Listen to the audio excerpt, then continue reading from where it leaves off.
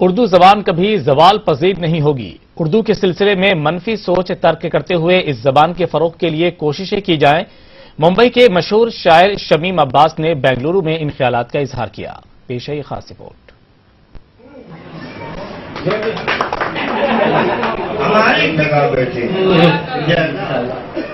غزل کی دنیا کے مشہور شاعر شمیم عباس کے اعزاز میں بنگلورو میں بزم اردو کے تحت تقریب منعقد ہوئی۔ عام طور پر ایک بڑے شاعر و فنکار کی خوبی ہوتی ہے کہ وہ اپنے آپ کو کمتر سمجھتا ہے۔ کچھ ایسا ہی اظہار شمیم عباس نے اعزازی نشست میں کیا، جو دیگر شعراء کے لیے کسی پیغام سے کم نہ تھا۔ شمیم عباس نے اپنے آپ کو سڑک چھاپ، انگوٹھا چھاپ، یہاں تک کہ ٹپوری کہتے ہوئے اپنے بڑکپن کا گویا اظہار کیا ہے۔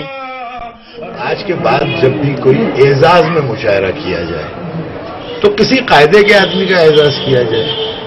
میں تو اس قابل ہوں نہیں، تو آج تو آپ لوگوں نے بہت بڑی غلطی کی ہے کہ میرا اعزاز کر رہے ہیں۔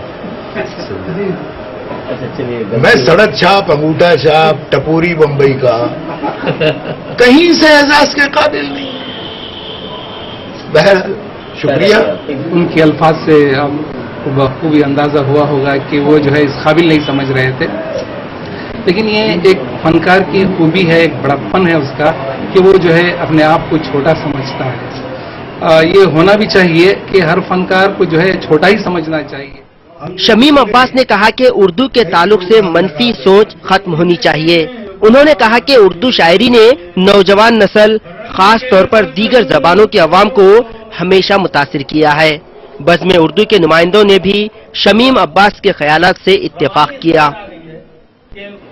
300-400 نوجوان لڑکے آپ کی عمر کے 20-22 سال سے لے کے 35 سال کی عمر کے لڑکے وہ اردو میں شعر کہہ رہے ہیں، اور انہوں نہ صرف یہ کہ شعر کہہ رہے ہیں، ان میں سے بہت بڑی تعداد نے اردو زبان سیکھ لی ہے اور اردو اس نے سیکھ لیا ہے، پڑھ بھی رہی ہے۔